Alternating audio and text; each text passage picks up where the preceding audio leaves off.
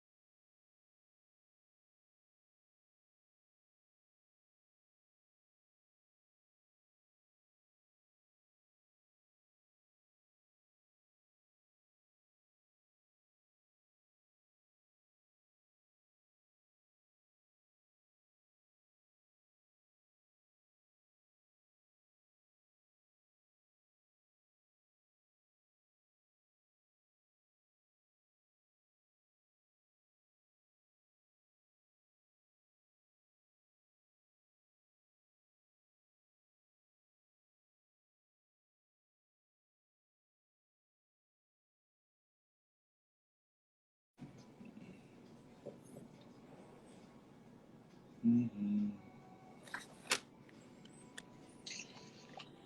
Boa aí, noite, amigo? tudo bom, Janguier? Tudo jóia? E você? Tá sem áudio? Tá ouvindo aí? Não? Eu tô te ouvindo, precisa ver se o pessoal tá te ouvindo. Então, o pessoal falando que está sem áudio. Vocês estão me ouvindo? Falem que sim ou não. E aí, Agora estão me voltou o ouvindo, áudio. pessoal? Estão me ouvindo aí? Vocês estão me ouvindo? Agora sim, né? Muito bem. Boa noite, Thiago.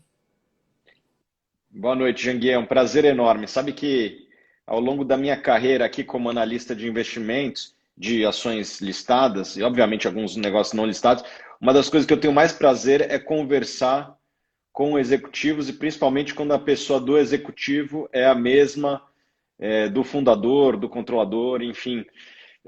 Eu gosto muito, porque geralmente o cara teve uma trajetória muito interessante, desde um negócio menor até um negócio maior. Eu gosto de conversar com pessoas que tiveram que se reinventar ao longo do ciclo, que tiveram que mudar de estratégia, enfim, é um prazer enorme quando eu dialogo com pessoas como você. Que legal, amigo. Muito bom, né? E você sabe que a nossa trajetória, uma trajetória de muita luta, mas também de muita superação, né? De muita garra, de muita determinação. E graças a Deus a gente está conseguindo empreender aí nesse país, um país muito difícil de empreender, né? Mas, meus amigos, eu queria dar as boas-vindas para vocês, né? Convidar vocês aí para chamar mais colegas aí no aviãozinho aí, para que a gente possa passar aqui uma hora, eu e o amigo Tiago Reis, que é um grande empreendedor, é um especialista em investimentos. A gente vai falar aqui sobre empreendedorismo, sobre investimentos e sobre o tema central da nossa live, que é empresas de capital aberto na pós-pandemia, né? O que muda. Eu tenho uma empresa de capital aberto que estou sofrendo, como todo mundo está sofrendo, né, Tiago? Todo mundo está sofrendo nesse momento de crise de saúde, que gerou uma grande crise econômica, que tem gerado crise política e crise institucional também. Então, a gente vai falar aqui com um especialista na área, que é o amigo empreendedor Tiago Reis. Eu queria dizer para o meu pessoal, né, que é em menor quantidade que o seu, apresentar o Tiago Reis para aqueles que não conhecem. Tiago Reis é formado em administração de empresas pela FGV e dedicou a vida profissional ao mercado de capitais e análise de investimentos em bolsa de valores, né? Eu tenho uma empresa listada em bolsa, a gente pode até falar um pouco sobre isso depois, Tiago. Hoje é CEO e fundador da Suno Research, casa de análise de investimento focada em fornecer as melhores informações para o público interessado no mercado de capitais. É investidor há mais de 15 anos e autor de vários livros. Eu tive olhando uns livros seus, achei super interessante. Gostaria depois de ser presenteado pelo menos por um autografado, viu, Tiago? Vou te mandar o meu de, deixa eu pensar aqui, de É, contabilidade. contabilidade. Manda um na área de investimentos, aquele. Você tem um livro chamado Perguntas e Respostas para Iniciantes que Querem Investir. Você tem um livro também muito legal, Lições de Valor de Warren Buffett, né? Com Warren Buffett, não tem? Esse é muito legal. Esse é A gente muito tem livro legal. de bolhas, eu estou começando a ver bolhas também por aí. Daqui a pouco vamos falar disso também. Você já, Enfim, você cara, já, você já escreveu quantos livros? putz, eu já perdi a conta. Eu acho que foram pelo menos 5. Eu sei que 5 best-sellers aí, e se bobear tem mais. Já perdi a conta. Eu já estou naquela fase que eu não sei se eu escrevi mais livro ou se eu li mais livro. Muito bom. Quando chega nessa fase, você começa isso em direito a gente chama de confusão, quando você já não consegue distinguir, né? Mas muito bem. Tiago, eu queria que você falasse um pouco aí como você começou, né? Um pouco da sua história aí para o meu pessoal, para aqueles que não te conhecem. E como é que você chegou aí ao mercado de investimentos aí? Tá bom, vamos lá. Eu quando eu tinha 16 para 17 anos, estava tendo a eleição, a primeira eleição do Lula, né? Naquela época a sua empresa não era nem listada, né? Se não me engano, veio ali nos anos 2010, né? Eu listei em 2013. É, Quando o Lula, a primeira eleição de Lula foi que ano? foi Eu me lembro. 2002 para 2003, né? Foi 2002 Foi e 2002. aquele isso e chacoalhou muito o mercado, né? Você deve lembrar, o dólar foi para R$ 4, saudade do dólar a R$ 4, né? O dólar foi praticamente de 2 para 4. Naquele momento, o risco país, né? Nem se fala mais de risco país, explodiu, juros, aquela coisa toda, aquelas crises mais uma daquelas crises dos anos 90, né? E vindo de novo nos anos 2000. E eu era muito jovem, eu tinha 16 anos e precisava decidir qual faculdade fazer. E aquilo lá, de certa forma, mexia com a minha curiosidade, né? O que é isso aí? O que estão fazendo aí? O que é esse negócio do dólar, risco país? O que essas coisas aí estão fazendo? E meu pai, ele era um investidor de subsistência. Ele tinha um clube de investimentos que tinha um relativo sucesso, mas era dinheiro dele para ele mesmo. E ele tinha um outro clubinho lá, ele tinha 2 clubes. E daí eu falei, pô, quero começar a mexer com isso, tô vendo a ação subir, cair, quero entender o que é isso, né? E ele me cedeu a gestão, entre aspas, de um fundo, uma gestão, não vou dizer compartilhada, mas uma gestão que estava sob a tutela dele lá, para ver se eu não fazia nenhuma loucura, como várias pessoas podem fazer eventualmente se deixar solta no mercado, né? Mexer com opções, eu não fazia nada disso. E por incrível que pareça, foi uma época muito próspera para começar a investir no meio de uma crise, né? No meio de uma crise que jogou o dólar de 2 para 4, o Ibovespa, se não me engano, posso estar errando aqui, mas deve ter caído de uns 20 mil pontos para uns 8 mil pontos, né? Hoje está aí batendo 100 mil pontos depois de 20 anos. E, por sorte, eu entrei numa livraria, como naquela época não existia Google, né? Ou se existia, era muito incipiente, o YouTube não existia.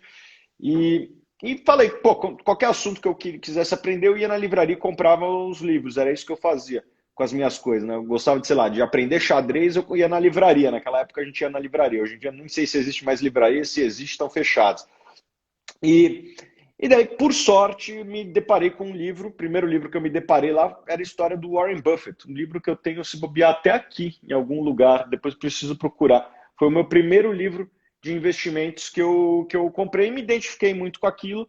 E, por sorte, as ações no Brasil estavam muito baratas naquela crise. Né? Assim, posso citar alguns casos aqui. As ações da Itaúsa a 4, 5 vezes lucro, Alpargatas a 4 vezes lucro. Hoje em dia essas ações são negociadas a 60 vezes lucro, né? Da Alpargatas. A da Itaúsa está um pouquinho mais barata, deve estar umas 8, 9, 10 vezes, A por XP aí. está quanto vezes o lucro? A XP. A XP está 100 vezes lucro, 60 vezes lucro. Né? Enfim, naquela época era inconcebível. Né? Eu me lembro que eu achava as ações da VEG, né? Uma empresa muito competitiva, talvez uma das melhores empresas do Brasil, eu achava caras as ações da VEG porque eram negociadas a 7 vezes lucro e não comprava. Meu pai comprava no fundo dele e eu não comprava porque eu achava caro. Né? Eu era muito jovem e eu não via qualidade, eu não tinha essa percepção de qualidade. Eu era assim, uma noção de matemática de 4 vezes lucro, eu comprava tudo que estava barato lá e por sorte deu muito certo. Até 2008, me achava melhor que o Warren Buffett, porque eu entregava 40% ao ano, o mercado subia uns 30% ao ano, e o Warren Buffett tinha somente 20% ao ano, e até eu fiquei dos meus 17 aos 22 anos achando que eu era melhor que o Warren Buffett, porque eu tinha uma rentabilidade o dobro dele. Obviamente que a crise de 2008 veio lá para jogar um balde de humildade no menino de 20 e poucos anos, que mostra que crises existem enfim, o mundo não anda só para cima, né? Enfim, foi uma crise que eu aprendi bastante, e desde então aquilo lá, junto com várias outras coisas que aconteceram ao longo da minha trajetória, foram moldando um pouco as coisas que eu busco numa empresa, né? Eu busco margem alta, recorrência, balanço forte, ventos favoráveis, né? Tipo, o que é vento favorável? Você tem uma demografia favorável para aquele segmento, uma gestão alinhada e, obviamente, valuation. Acho que são esses 6 os grandes princípios. Eu vou até repetir aqui, né? Margem alta, barra, rentabilidade elevada, recorrência, balanço forte, valuation, gestão e ventos favoráveis, né? Eu sei que muitos desses critérios podem soar subjetivos, é natural que sejam mesmo, né? Mas se você montar uma carteira que tenha esses princípios, eu acho que ao longo do tempo você tende a se dar bem. Muito interessante, Thiago. Você falou no início que Lula foi em 2002. Eu fundei o Grupo Ser Educacional em 2003. Eu Olha comecei a só. trabalhar em 2000, né, nas portarias. Todos os meses eu ia para Brasília para tentar agilizar os processos lá. Passaram-se 3 anos para você ver a dificuldade. 3 anos para sair as primeiras portarias, que foram as 6 portarias dos 6 primeiros cursos. E aí, em maio saíram, eu fiz o vestibular, comecei em agosto de 2003. Então, Lula foi antes da fundação do Grupo Ser Educacional. Como a gente está falando de investimento, aí é interessante eu dizer que em 2007, 5 anos depois, eu tive o investimento de um fundo de private equity, fundo norte-americano, e já passei por todo aquele processo de due diligence que as empresas têm que passar. Tive que ser auditado desde o início, né, por uma das Big Four, teve que implantar a governança corporativa, inicialmente um conselho consultivo, depois um conselho de administração. E você sabe que todo private equity ele investe para poder sair com um determinado tempo, geralmente 5 anos, né? E aí o private equity precisava sair em 5 anos e ele tinha algumas opções. Uma opção era listar na bolsa, outra opção era vender para o estratégico e a terceira opção era que o controlador comprasse.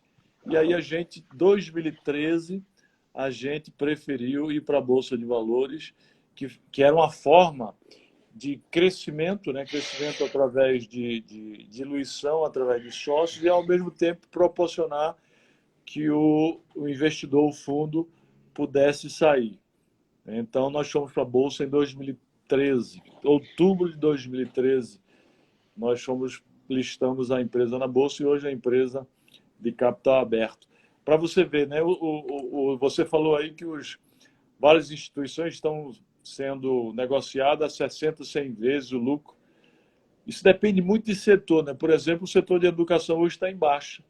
Está em baixa por conta da crise econômica, está em baixa por conta da crise de saúde. A gente está sendo negociado média de 7 vezes o lucro. Tá ruim.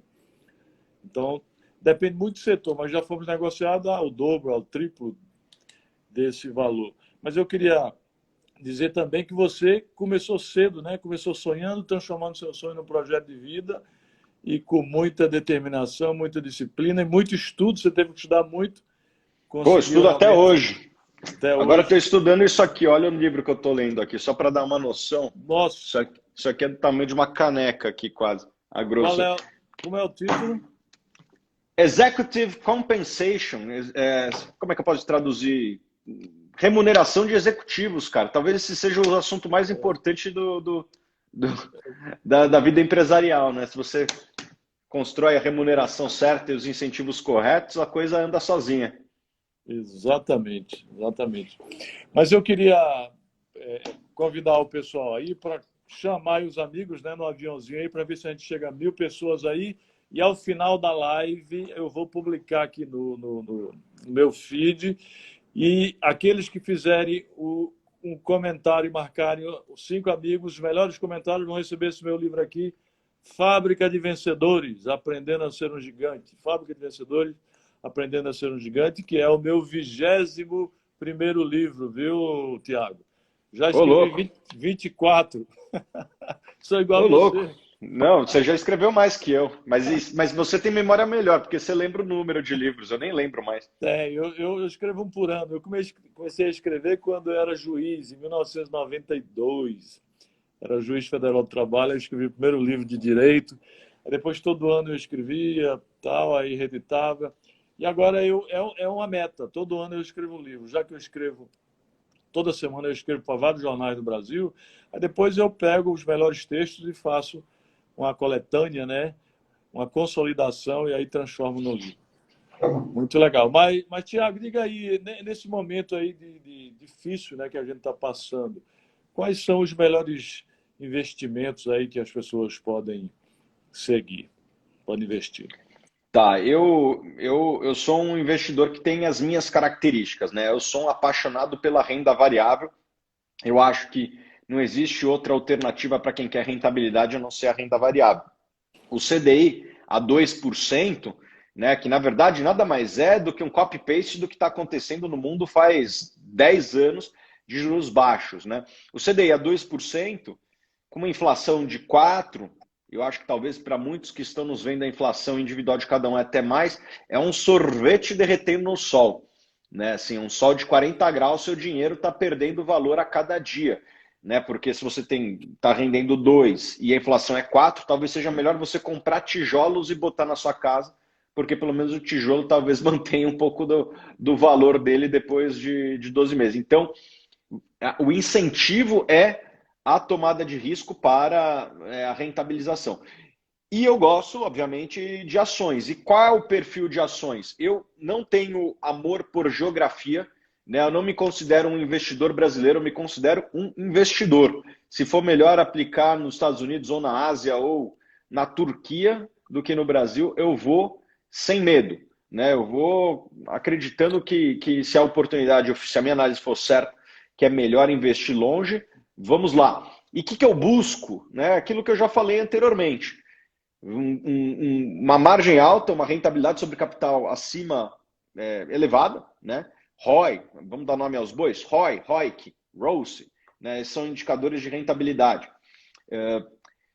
Recorrência, né? Você ter ali uma mensalidade. O seu negócio aí tem uma recorrência. Obviamente que às vezes com a situação econômica dá uma piorada ali, vai ter uma inadimplência, mas recorrência é muito bom você já nascer o mês sabendo quanto que você vai faturar. Né?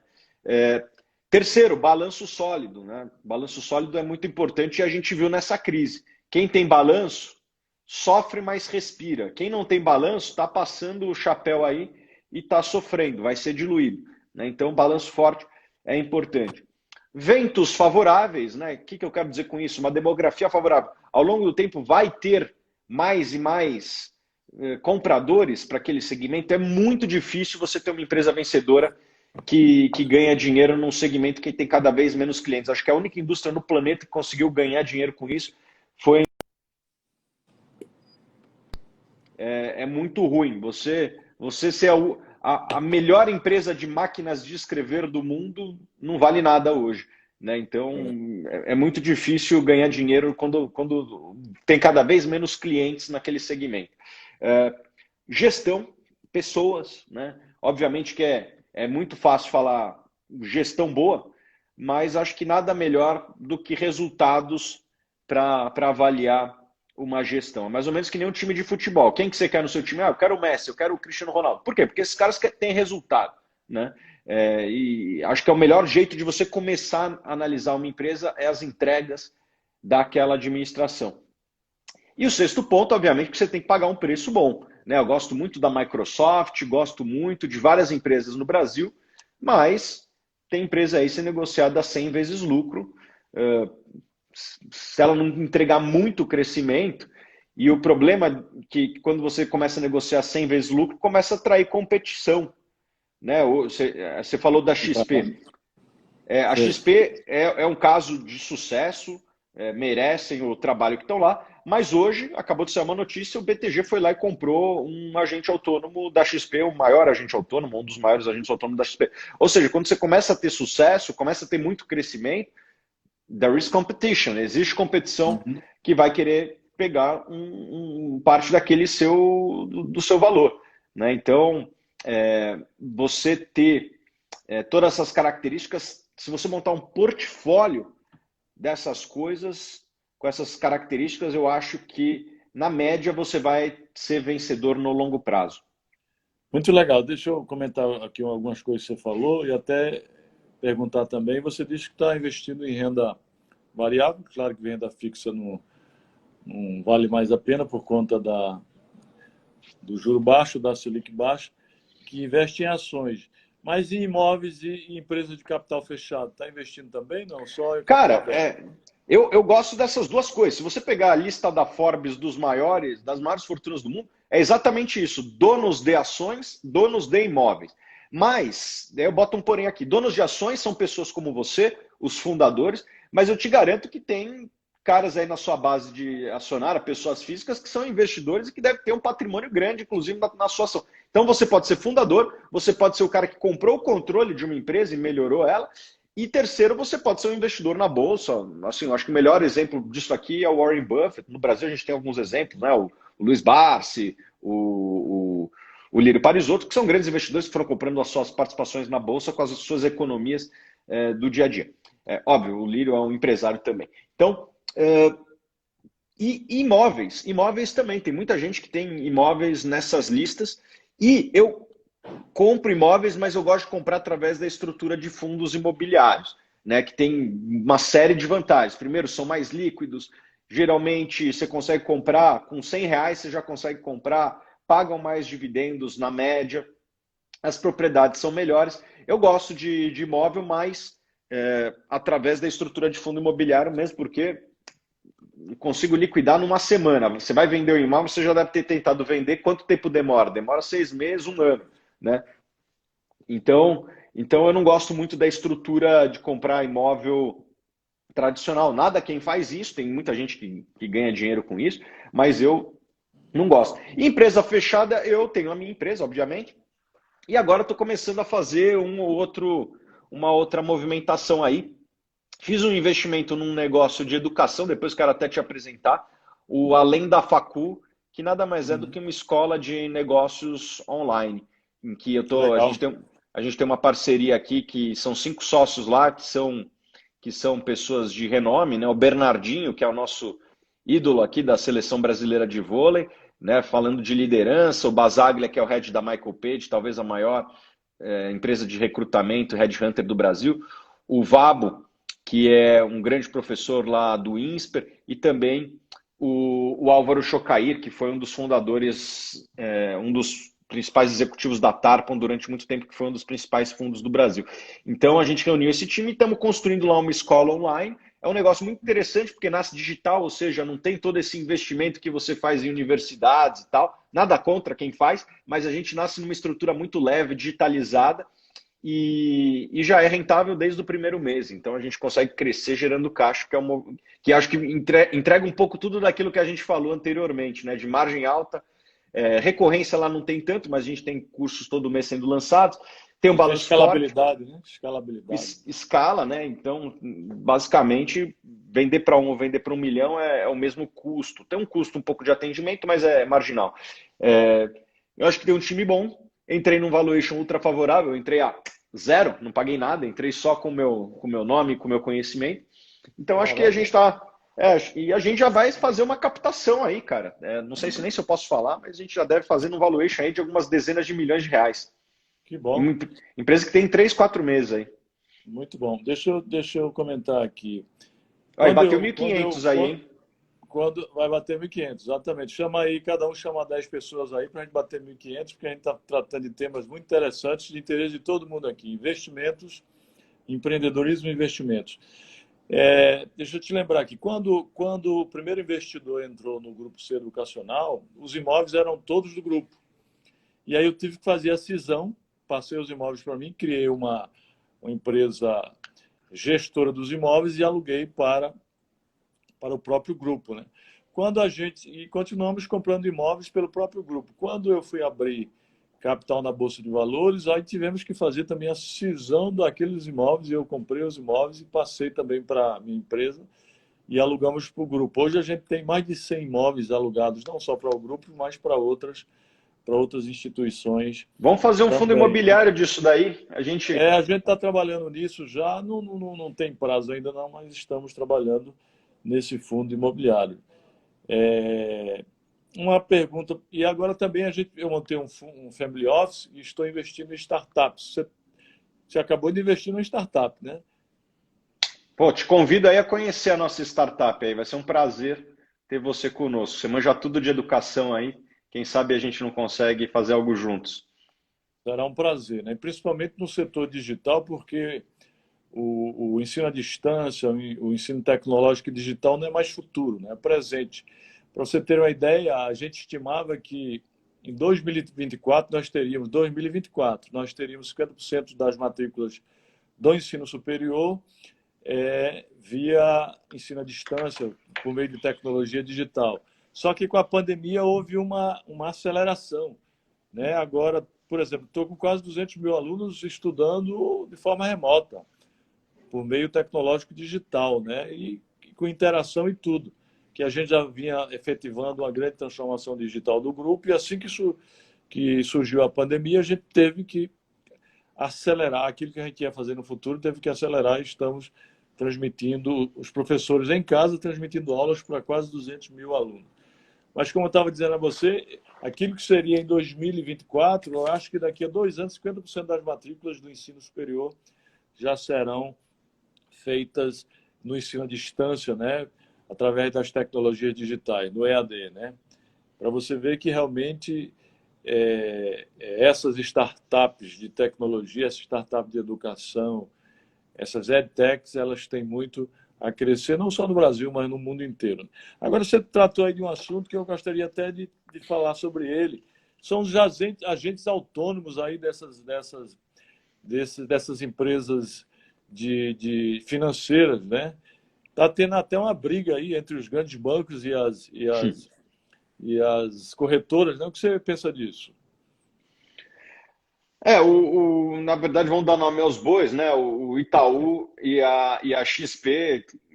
O Itaú fez uma campanha acusando entre aspas, os interesses dos agentes autônomos, e a XP fez uma campanha é, de volta lá. Quem mandar dinheiro para a XP ganha o colete. Enfim, o que adiciona pimenta na refeição é que os dois são sócios, né? Na verdade, o Itaú é o maior acionista da 40, tinha XP. 49%, tem 46% agora, né? Incrível.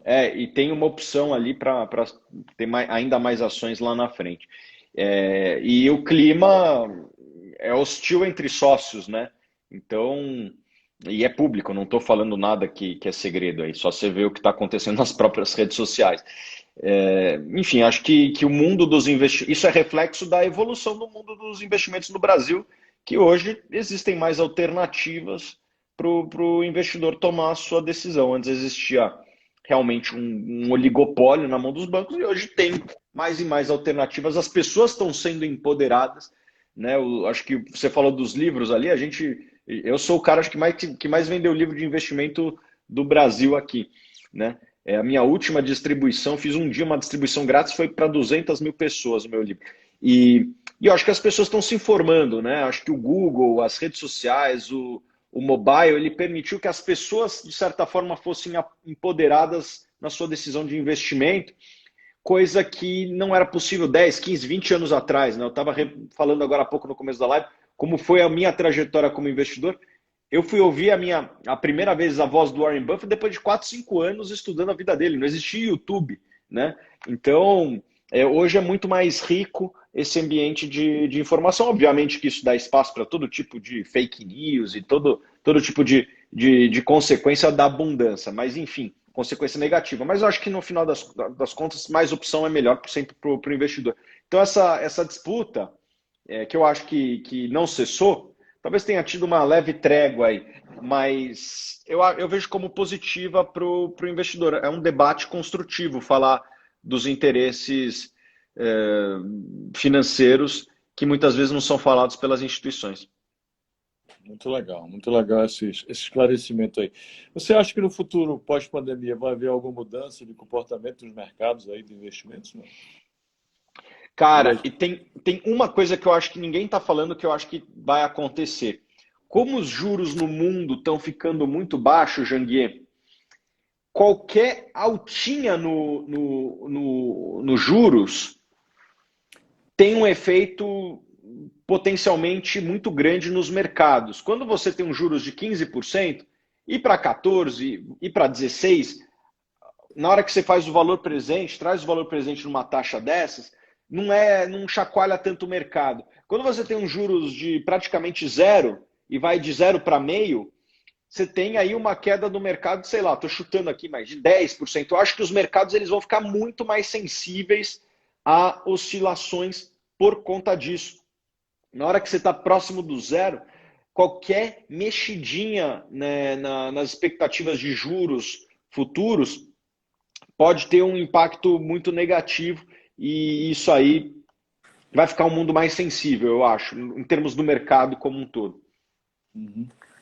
Muito legal. Pessoal, quero lembrar que ao final da live a gente vai publicar e aqueles que comentarem, os melhores comentários, marcarem os amigos, vão ganhar esse livro aqui, Fábrica de Vencedores, Aprendendo a Ser um Gigante, meu 21º livro. E o Tiago também vai sortear um livro dele aí, não vai, Tiago? Qual é o livro que você vai... Vamos lá, vamos lá. Todo mundo tem um filho mais querido, né? Qual dos seus 24 filhos aí, qual que é o seu mais querido? Rapaz, eu tenho alguns queridos, né? Porque inicialmente eu era magistrado e professor de Direito da Universidade Federal de Pernambuco. Eu escrevi 9 livros de Direito. Então, na época, eu só escrevia Direito. E eu tenho 2 livros que eu gosto muito na área de Direito. Um é Ação Rescisória dos Julgados, que vendeu muito, e o outro é Sistema Recursal Trabalhista. Depois que eu deixei a magistratura, pedi a exoneração, né, da magistratura, depois do Ministério Público, inclusive da Universidade Federal, eu pedi para poder empreender. Né? As pessoas acham que eu me aposentei. Não me aposentei. Eu pedi a exoneração para empreender. Foi aí que eu criei a faculdade, o cursinho depois da faculdade, e hoje é um grupo que está na Bolsa de Valores, e a gente tem um projeto aí de crescimento arrojado. Aí eu comecei a escrever na área de educação e na área de motivação, de gestão, de empreendedorismo. Aí eu tenho 2 livros que eu gosto muito, né? Um é o último livro agora, chama-se Inovação em uma Sociedade Disruptiva, que eu trato do tema criatividade e inovação, e também o livro A Arte de Empreender, onde eu conto as histórias dos empreendedores e falo das características principais, eu elenco 25 principais características dos empreendedores de sucesso. Desde sonhar e transformar seu sonho num projeto de vida, e com determinação, disciplina, persistência, e muita luta, você materializar o seu sonho, né? Obter conhecimento, né? Já que a gente está vivendo na sociedade do conhecimento, onde o conhecimento é muito mais importante que os recursos materiais, como fator de desenvolvimento humano, considerado instrumento de poder. Então, conhecimento hoje é uma grande característica dos empreendedores de sucesso, né? Você sabe disso. A gente tem que estar estudando todos os dias, até porque a gente vive na sociedade do estudo continuado, né? Acabou-se o tempo de você se formar e botar um anel no dedo e achar que vai viver o resto da vida com aqueles conhecimentos adquiridos na faculdade. O conhecimento hoje, ele torna-se obsoleto, né? Já dizia Alvin Toffler que e há muito tempo, que os analfabetos de hoje não são aqueles que não sabem ler e escrever, mas aqueles que não sabem desaprender e depois reaprender. Então, a gente tem que estar reaprendendo todos os dias. Então, o conhecimento, não estou falando aqui de conhecimento acadêmico, mas o conhecimento sobre o negócio que você quer montar, sobre o mercado, sobre a clientela, sobre a concorrência. Você tem que estar sempre estudando, você tem que estar sempre se atualizando. Então, eu trato nesse livro A Arte de Empreender, pela editora Novo Século. E tem outros que eu gosto também, mas esses são os que eu gosto mais. Esse aqui, por exemplo, esse é um livro que já vendeu mais de 50 mil. Transformando sonhos em realidade. A trajetória do ex-engraxate que chegou à lista da Forbes, que sou eu, que era engraxate de rua. Mas aos 8 anos era engraxate e graças ao estudo, a resiliência, ao trabalho árduo e extenuante com a cabeça e ao empreendedorismo, conseguiu chegar à lista da Forbes. Isso aqui é o primeiro livro da minha biografia, que digo que vou escrever em 6 livros. Esse é o primeiro que eu escrevi aos 50, o segundo aos 60, o terceiro aos 70, o quarto aos 80 e o quinto aos 90, e se Deus quiser, o sexto aos 100 anos. Porque você sabe que o homem, a pessoa que vai viver 150 anos já nasceu, você sabe, né? Ah, eu acredito que vamos chegar na vida eterna. Vai, sei lá, eu acredito nisso daí. Se dá para imaginar, dá para fazer. Eu tenho, há 10 anos atrás, fazer uma live como essa, 15 anos atrás, uma live como essa, você puxa o celular, faz uma live com uma pessoa em outro lugar do mundo para falar de um assunto, era inimaginável e hoje é uma realidade, a coisa mais normal do planeta. Então, o que vai ser daqui 15 anos? Eu acredito que muita coisa vai mudar no ramo aí da medicina. Eu acho que daí, já não sei, daí a gente pode ficar aqui imaginando como é que vai ser essa vida eterna de várias formas, mas eu acredito que vamos chegar em algum momento nisso daí. Muito legal. Eu queria aproveitar a oportunidade, Gustavo, para lhe fazer um convite ao vivo aqui, né, para quase 1.000 pessoas. O ano passado eu fundei, porque a gente trabalha, estuda, ganha dinheiro, e você sabe que a vida tem que ter propósito, né? Porque viver sem propósito não é viver de verdade. Para viver de verdade tem que viver de propósito, porque o resto é sobreviver, apenas existir.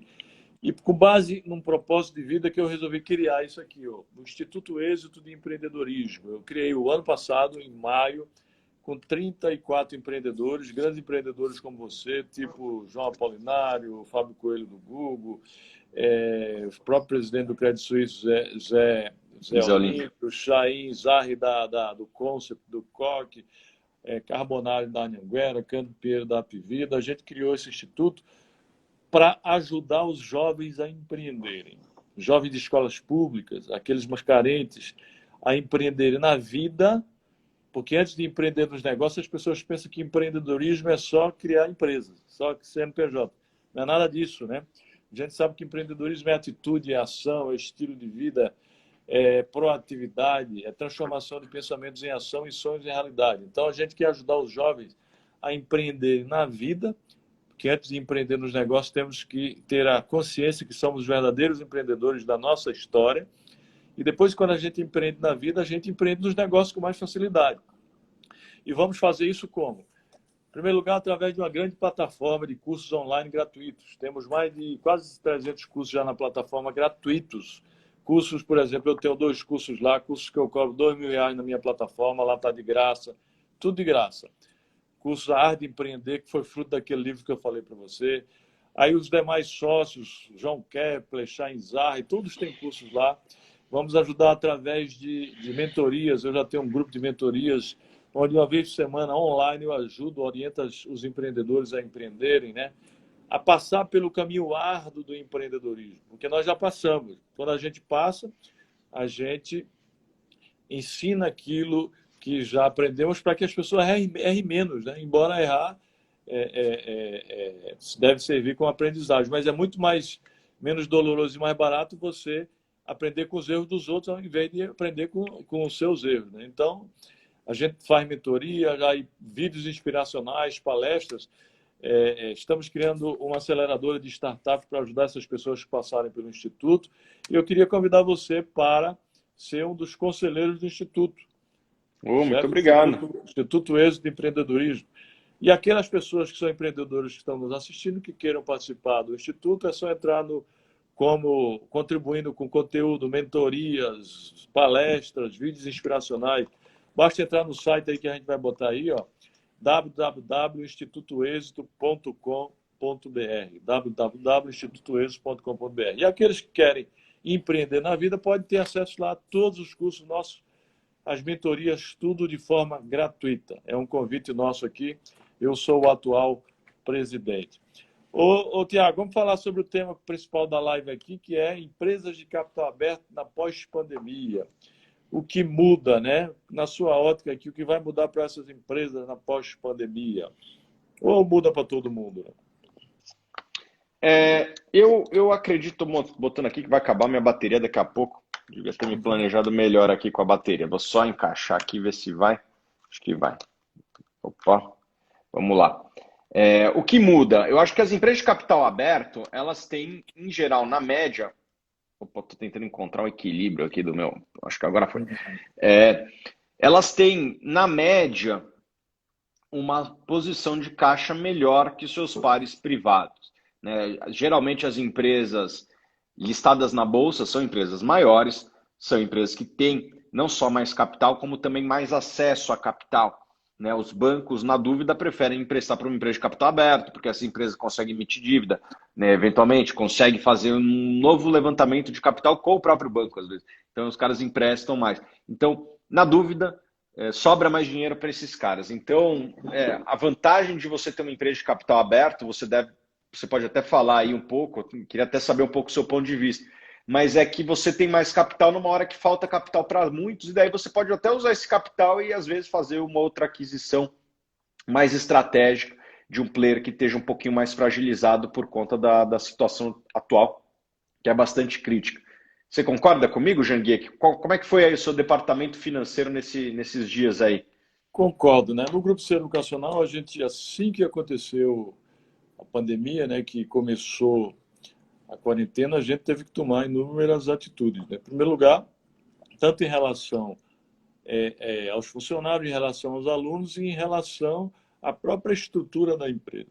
Em primeiro lugar, nós colocamos os 12 mil colaboradores, nós temos 12 mil colaboradores em home office, né? A gente teve que dar estrutura para muita gente, muitos já tinham, mas os 12 mil colaboradores passaram a trabalhar em casa. Então, isso foi a primeira atitude que a gente tomou. Segundo, a gente já vinha implementando uma verdadeira transformação digital no grupo através da empresa Accenture, que há 2 anos estavam trabalhando conosco lá, que é uma multinacional que foi contratada para implementar a transformação digital. Então, a gente imediatamente começou os nossos mais de 5 mil professores a transmitir a aula para os alunos, assim como a gente está conversando, o professor com seus 50, 60 alunos, de forma interativa, não só nessas plataformas comuns que tem aí, Zoom, Teams, mas utilizando outros instrumentos tecnológicos que a gente já vinha se preparando para isso, né? A gente que ia lançar no ano que vem, a gente teve que antecipar, mas já vínhamos nos preparando para isso. E tivemos também que renegociar vários contratos, diminuir custos, inclusive em busca de capital. Nós tivemos facilidade em fazer alavancagem, a gente tinha um certo caixa, mas ficamos com medo na pandemia, sem saber o tempo que iria durar a pandemia, tivemos que correr atrás de alavancagem para poder robustecer o caixa e poder passar e continuar com aqueles investimentos imprescindíveis, porque neste momento era necessário você reduzir custos, né? Mas manter caixa. Uma empresa sobrevive sem lucro, mas não sobrevive sem caixa, né? E a gente tinha que ter caixa, fizemos algumas alavancagens aí para manter a robustez do caixa e para continuar investimentos, dois tipos de investimento, que outros a gente parou. Primeiro, aqueles M&A principais que a gente já vinha tratando, né? A gente está analisando aí algumas instituições que já vimos tratando, então a gente não podia parar. E também em tecnologia. Nesse mundo tecnológico, digital e disruptivo em que a gente está vivendo, chamado de mundo tecnotrônico, quanto mais você investir em tecnologia, é pouco. É pouco. Pena de as empresas padecerem da síndrome da Kodak, né? Todo mundo sabe qual foi a síndrome da Kodak. Então, quanto mais em tecnologia você investir, é pouco. Tem que investir muito para poder você surfar essa onda da quarta revolução industrial ou a revolução digital que a gente está vivendo. Então, eu acho realmente, concordo com você, que as empresas de capital aberto, aquelas empresas sólidas, e as empresas, por serem de capital aberto, a maioria delas são mais sólidas, tem mais facilidade de crescimento, mais facilidade de levantarem capital e também de aumentar a lucratividade, até não só de forma orgânica, mas também por aquisições, né? O nosso objetivo lá é agora dar um impulso, né? Porque eu acho que a crise traz grandes oportunidades. Nessa crise aqui, muitas instituições, infelizmente, não estavam preparadas para surfar, não é surfar, para implementar as tecnologias digitais, porque não tinham se preparado e, infelizmente, elas elas vão ter que procurar parcerias para poder sobreviver ou até serem adquiridas. Então, a gente vai aproveitar as oportunidades que estão surgindo aí, porque, infelizmente, a gente tem que dizer isso, mas é uma realidade, na crise ou nas crises, enquanto uns choram, outros vendem lenço, né, Tiago? Exatamente. Algumas oportunidades surgem. Não é o que a gente gostaria, mas algumas oportunidades devem surgir. Eu tenho certeza que o seu time de M&A aí deve estar de olho em alguma coisa. Não vou perguntar porque eu sei das suas restrições. Claro, aí são todas, a gente não pode nem falar, são restrições, mas estamos trabalhando muito e, se Deus quiser, vai dar certo, porque nós somos guerreiros, obstinados, otimistas, positivos, e, se Deus quiser, a gente vai sair dessa crise muito mais fortalecido. Vamos sair dela forte mesmo, se Deus quiser. Porque é na crise que você tem que mostrar que é um guerreiro, que é um fodido e não um fudido, né? Como diz meu amigo Ricardo Bellino, meu amigo Caio Carneiro, você tem que ser um fodido e não um fudido. Fodido é o guerreiro, e um fudido é aquele coitadinho, aquele que fica se fazendo de vítima, né? O único medo dessa crise que a gente tem que ter é da própria doença, mas, se Deus quiser, a vacina está chegando aí, os médicos já estão conseguindo tratar as pessoas, né? Já não tem mais aquele medo da doença, porque já sabem como tratar. E, se Deus quiser, a vacina chega aí até. Eu acho que até outubro chega. O que você acha? Saiu algumas notícias aí, né? Hoje teve uma notícia positiva daquele grupo Moderna, as ações deles até subiram hoje, e se for aprovado na fase 3, e eu não sou um especialista vamos dizer assim, nos procedimentos da FDA americana, mas parece que tem fase 1, fase 2 e fase 3. Está na fase 3, e se for aprovado na fase 3, a tendência é que de 500 milhões de pessoas a 1 bilhão de pessoas sejam vacinadas até o final do ano, se for aprovado nessa fase 3. Vamos torcer aqui para que seja aprovado. Assim, mas mesmo que não for, eu acho que pelo menos os números no Brasil já não pararam de piorar, né, Janguia? Já faz umas 2 semanas que os números caem. Óbvio que não é igual em todas as cidades, né? Você deve estar acompanhando muito bem porque você tem operações em todo o Brasil. Eu sou aqui de São Paulo. Os números de São Paulo melhoram dia a dia. Obviamente que o ideal seria que nem tivesse tido, mas pelo menos parou de piorar.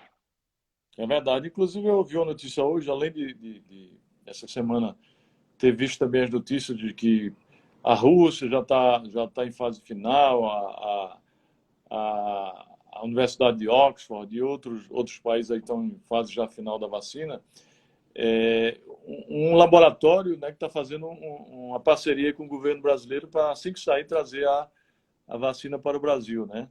E aí eu acho que realmente a gente, em pouco tempo, vai sair dessa, e, se Deus quiser, mais fortalecido, né? Então, pessoal, queria lembrar que daqui a pouco, né, a gente tem aí mais 6 minutos. Aqueles que comentarem a nossa live aí, os melhores comentários, e marcarem 5 amigos, vão ganhar esse livro Fábrica de Vencedores, para aprender a ser um gigante, a ser um fodido e não fudido, né? Um obstinado, um guerreiro, um guerreiro. E aqueles que queiram fazer parte do Instituto Êxito de Empreendedorismo, basta entrar no site www.institutoexito.com.br. Será uma satisfação tê-los, vocês, empreendedores, conosco lá, para ajudar os jovens. A gente quer ajudar 1 milhão de jovens em 5 anos a empreenderem na vida, né? E depois nos negócios, a ser um cara um investidor de sucesso, como, por exemplo, o nosso amigo Tiago Reis. Tiago, quais as principais características que o investidor precisa ter aí para ser bem sucedido aí? Para começar e depois transformar no Tiago Reis. Eu vou falar um pouco dos casos que eu vejo que deram certo, tá? Geralmente é algumas características, mas o cara tem que economizar, né? Assim, tem que fazer sobrar dinheiro todo mês. E isso é possível. Eu já vi gente de todo tipo. Já vi gari conseguir fazer sobrar dinheiro, então, e já vi médico que ganha 50, 100 mil reais por mês faltar dinheiro. Então, tem muito mais a ver com a sua mentalidade do que quanto você ganha. Segundo, você precisa ter uma mentalidade de longo prazo, né? As grandes fortunas da Bolsa não foram construídas rapidamente. Elas foram constituídas através de anos, décadas. Então, você tem que ter uma visão de longo prazo. Acho que é mais ou menos isso daí. E, obviamente, que geralmente investindo em ações. Daí a gente pode entrar mais no tático aqui, qual tipo de ação, qual tipo de estratégia. Acho que existem várias estratégias vencedoras, não é só uma. Mas é mais ou menos isso, assim, que eu vejo os caras que têm sucesso, eles conseguem fazer dinheiro sobrar todo mês, têm visão de longo prazo e estão sempre estudando, que nem você falou anteriormente. Eu estou sempre estudando. Warren Buffett lê 500 páginas por dia até hoje.